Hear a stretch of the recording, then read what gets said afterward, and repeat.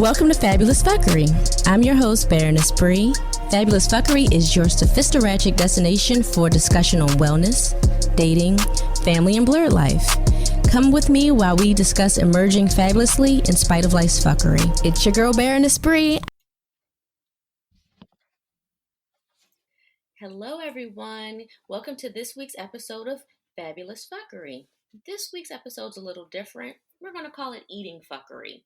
This week's episode is featuring Miss Stephanie Harter, who is an award-winning entrepreneur and the author of the book, The Skinny on Eating, Like You Give a Damn. So I met her at PodFest 2019 in Orlando, Florida, and she's amazing. Welcome, Stephanie. Girlfriend, thank you so much for having me. I'm so excited to talk to you. No, this is fantastic. Thank you for talking to us and joining us to talk to us about your health and your food journey. Yeah. Tell us a little bit about how you got started with the whole eating like you give a damn movement. Wow. Well, that was a long time ago, but a very great question. And the Reader's Digest version would be back in 2009, I read a book. And that book really started to open up my mind to the types of choices I was making about food, and how it was going to impact my body, but not just my body, but how it also impacted other things that I cared about. And at the time, I really was, resonating with what was happening with the animals and also how it was impacting the planet. So I never realized just how my food choices were impacting more than just myself. And that just set me on a journey to start unfolding exactly, what it was that I could eat. And it turned out that as I followed the journey towards crowding out animal products and replacing them with wholesome plant-based foods, I started to feel a lot better and started to learn about how it was affecting my body in such amazing ways. And I just, had chronic digestive issues ever since I was a kid, and all of that stuff just cleared up. And I call that a natural, really nice side effect to living in accordance with my values and making choices that really feel good for me. And since then, it's just grown into a movement where I started on an entrepreneurial journey and really getting in touch with this passion of mine to share this message, because it was very disruptive to me at the time in my life when I first found out about all of these things that I didn't know about on all the foods that I had been raised to eat and love. So I made it my mission to share it with other people, but not in the traditional sense that you would see other, you know, uh, vegans and plant-based dieters sharing it with people. I really wanted to invite more people to kind of hear my story, and if it resonated with them, then I can help them along their journey wherever they were at. And that's how the movement grew. I wrote a book, I published it, and started a podcast. And I've been growing a community for about a little over 2 years now, ever since. Well, you have definitely changed me. I and some of my friends and family have decided one day we were going to go pescatarian, not knowing what any of that meant. And we cut out meat and started cutting out chicken, and we really thought we were doing something. But Mm-hmm. learning how the foods we eat really affect us really has changed our diet. We're watching the weight drop off, but it's more than just watching our weight. It's a whole lifestyle change. Yes. And Yeah, it definitely is. I just don't. What do you recommend to the veg curious? That's the term you use on your podcast, and I think is adorable. What do you use? What do you? How can I explain to someone getting started? This is a great way to get to begin the plant based journey. Well, that's awesome question, because really it starts with having an open conversation with somebody who's willing to want to take those first steps. If they're wanting to learn more and they're wanting to move forward with, the learning process, because the learning takes time. But really, it's just finding out where they are in that journey, finding out what they already know, and then just kind of formulating from there. Like for me, it's usually a film. A lot of people love to actually see, in story form, some of the things that can be easily learned about living plant-based or living a holistic sort of a lifestyle. And so, it just depends on where they are in their journey and what is most important to them. So when I have a conversation with somebody and I kind of figure out just by asking questions, just asking a lot of questions in the beginning, like, when somebody says something about, well, I know I should give up dairy. I know dairy's not good for me. I'll usually ask them, well, what is it about dairy that's not so healthy as far as what you've learned? And whatever that feedback is, I can kind of build upon that and suggest other resources for them to look into, when they have their time, or I'll send the resource to them, and then it kind of grows from there.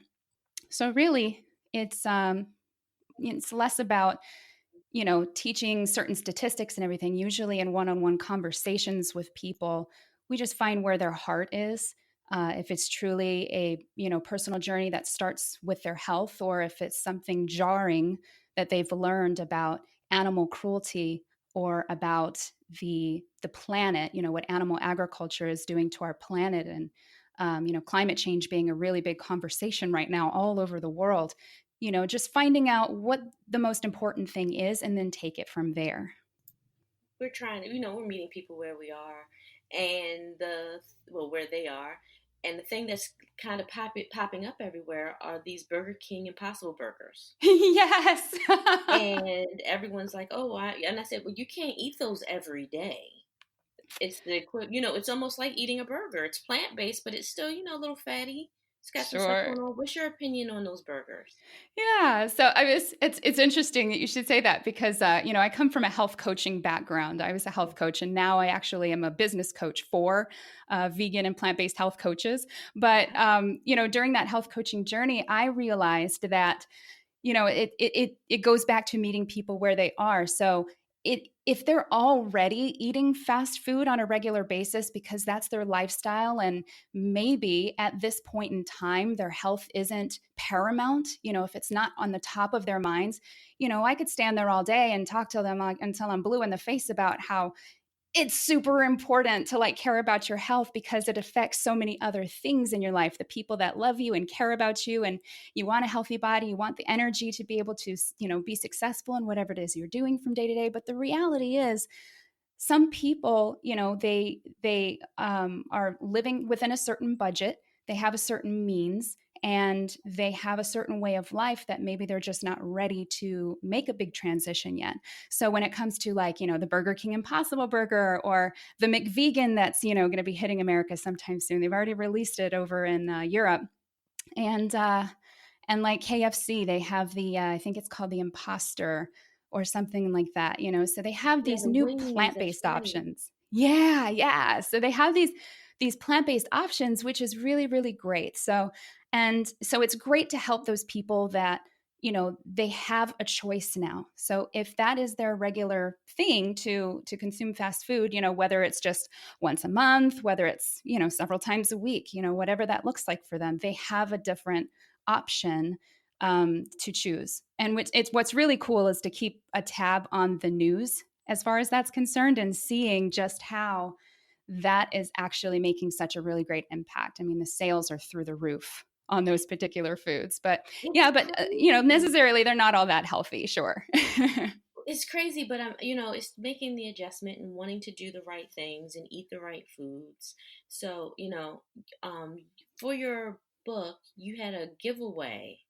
Is that Yeah. still available? Is that still a download you're doing? Yeah, it's really funny you bring that up right now. I don't know when this is going to air, but I will have this fixed by now. But at this point in time, I'm just now starting to make some transitions with my website.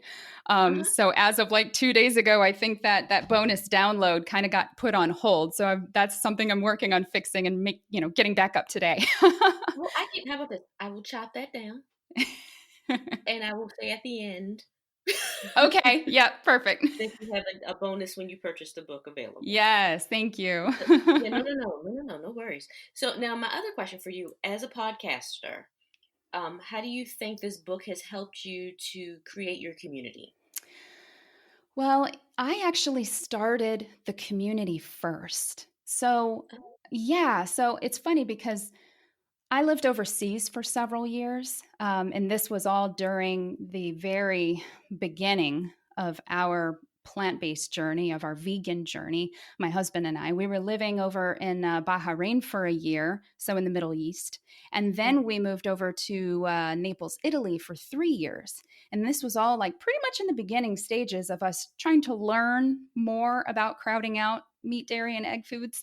And and podcasting was the one thing that really made me feel connected, because after moving out of the States, I just felt so disconnected from from community, especially when it comes to like a vegetarian and a vegan community, because it was still pretty foreign over there. And this was several years ago, but it was still foreign. So podcasting, I really was just so grateful, because I could put in my earbuds and, I could, do things around the house, or I could plug it into the car while I'm driving somewhere, and I could actually listen to certain podcasts and certain influencers that were in the vegetarian and vegan and plant-based space to help me learn and grow. So I always knew that a podcast was going to be like the thing, that I was going to end up starting and doing to help my community. But I actually started growing the community first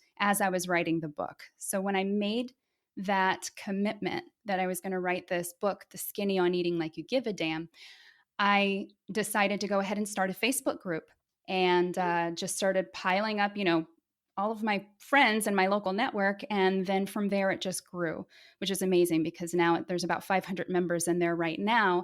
And that's without any paid advertising or, anything to grow it and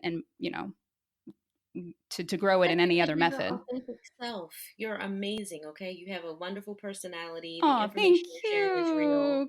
So Oh, you're congratulations awesome. on that. No, you're awesome, Stephanie. So, it's interesting to me that you built the community before writing the book, because I can't tell you, the statement that I always use is that we're all not Beyonce. We can't have a product that pops up that night. But don't we all And try to so be like Beyonce? we all just try, I may try to dance like her when, at Podfest, but Yeah, girl, I was cheering you on. You jumped on that stage. I was like, yes. I wish I could shake it like that. Damn it. Just can't get oh my my God. hips involved But as yeah, much as we you had way can. too much fun. Podfest, that party was sponsored by some fun parties there, Yeah, but yeah. um, we had some good times, fun, fueled by Jameson. Hell But yeah. we, you really just. I have a lot of people who are writing books, and I'm actually in the process of working on one myself. Congratulations.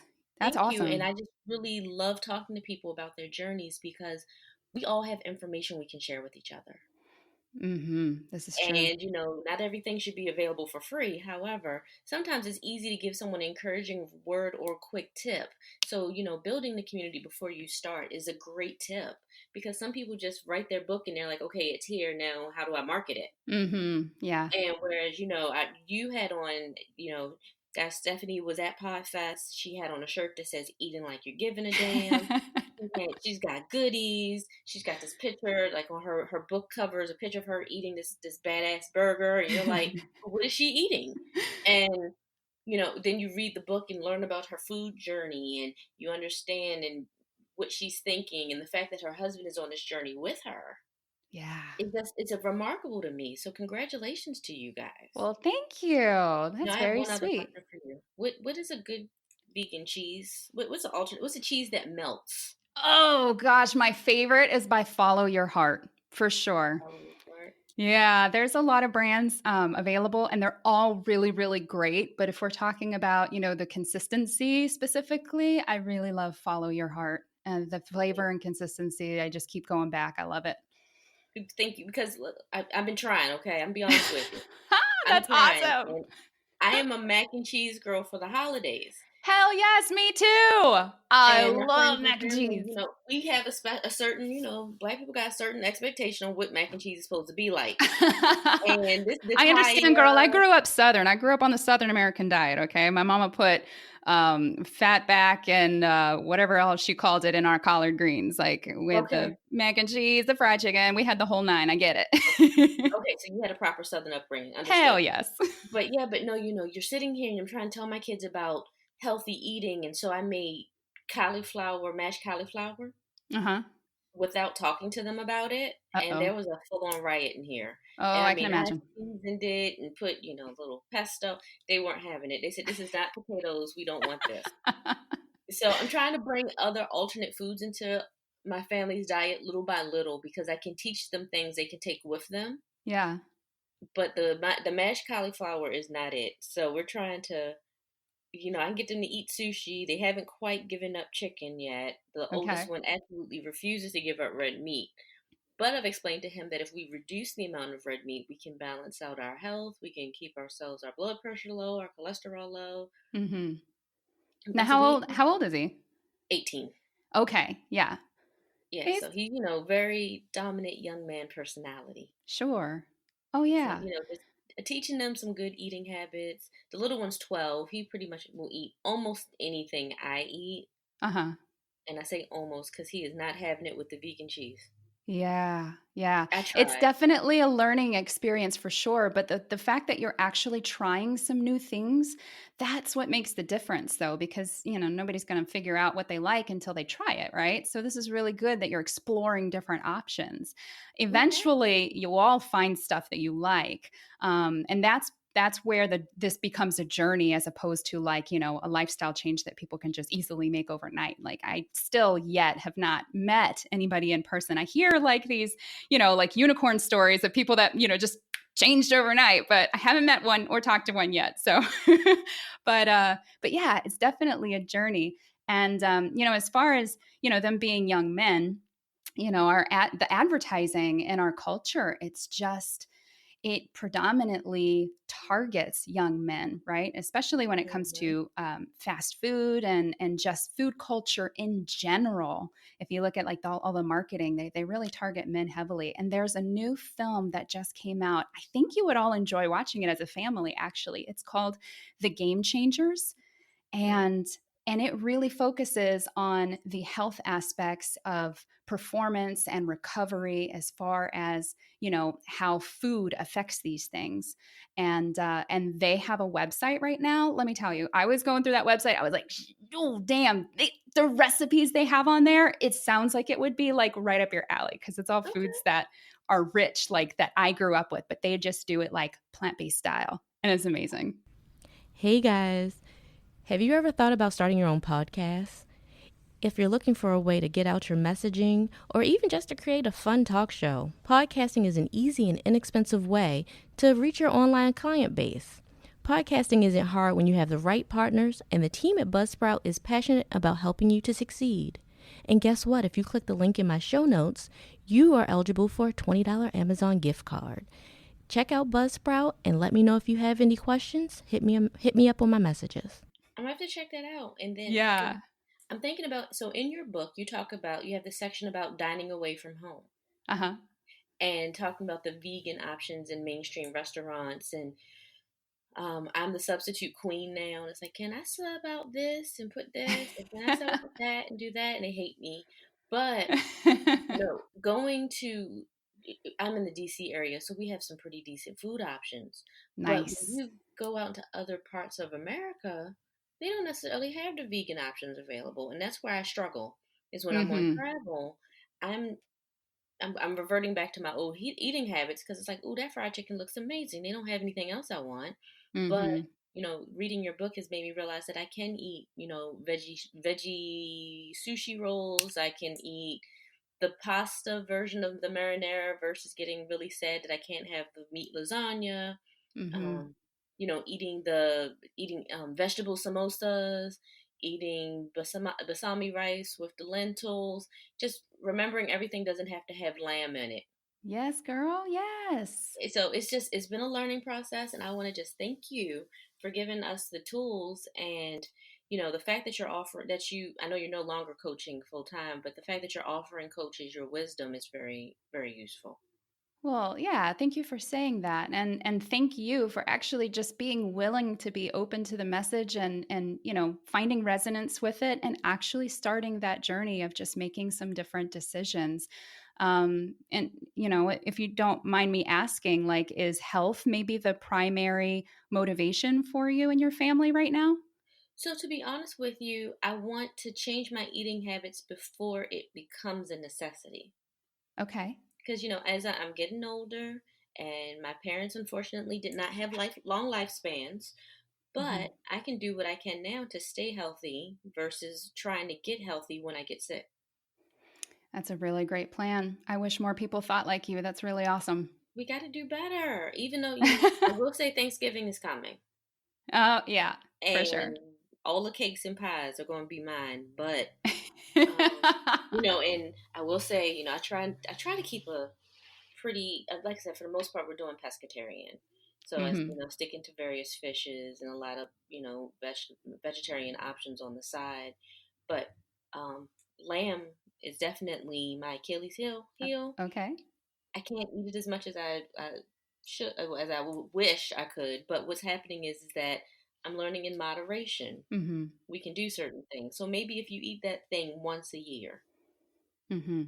you can do it. I haven't had pork products in over a year and some change. Wow.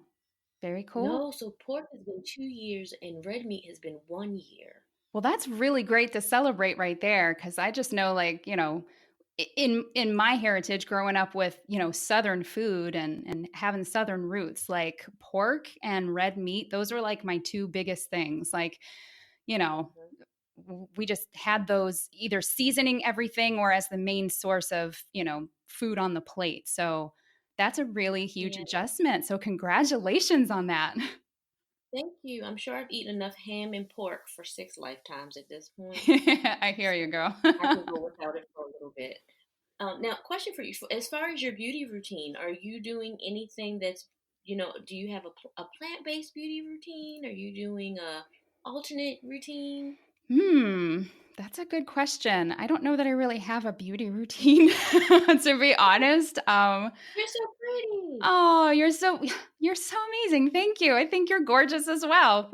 My God, my head is not going to be able to fit through the door by the time I get off the phone with you. Yeah, I don't know that I have a beauty routine really. I think just focusing. I think balance has a lot to do with it. Maybe as far as like I noticed my skin cleared up. Right. So when I was growing up, and even into my early 20s, I had like adult acne, and that started clearing up the more that I was eating more in alignment with my values, my personal values. And um so just eating a lot healthier. And my we sort of follow like the 80-20 rule at home because I feel like that's our good balance. That's what works for us. And I've gone through many stages or seasons in my life where I've gone pretty close to like 100% of like a whole food, plant based, maybe 50% raw, doing a lot of juicing, doing some Ayurvedic supplements and things like that, to, all the way to like going through a season where pretty much I was eating like Gardein, prepackaged plant based processed foods and the vegan mayonnaises and the vegan butter and things like that. I find right now at this season of my life is my husband and I, we love this 80-20, right? Where it's like 80% healthy whole foods and the 20% we have to play with. So we can go out and have that impossible burger every once in a while or have that, the vegan cake and brownie and cookie or whatever. So really not much of a beauty routine per se, but I think a lot of it just comes from putting the focus on wholesome food first and then, enjoying the occasional reward, whatever that reward looks like for you. For me, it's usually sweets or a big juicy vegan burger. Okay. Yeah. Okay. Well, you know what? You are amazing. Thank you so much for giving me your time and telling my community about your community. That's how we cross pollinate. Yes. And, if you could just share really quickly your social handles where people can find you. Yeah, thank you for asking. I'm Stephanie Harter. I can be found at Eating Like You Give a Damn on Facebook and on Instagram.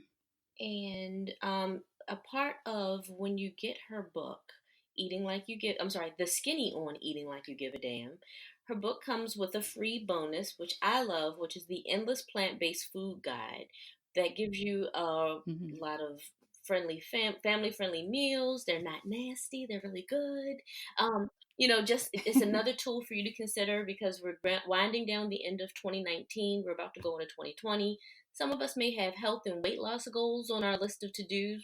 Why wait till 2020 when we can start practicing now? We have, a little bit of time before the year ends. Start being healthy now. Don't wait till January 1 because we're not going to do it then either. So, thank you, Stephanie. I really appreciate you. Thank you for calling in. Oh, Bree, you're amazing. Thank you so much for having me. Thank you. And guys, I'm Baroness Bree from Fabulous Fuckery. You can find me anywhere at Baroness Bree and at FAB Fuckery, Pinterest, Twitter, Instagram, Reddit, Twitch, and anywhere else you may find and listen to podcasts. Have a wonderful day.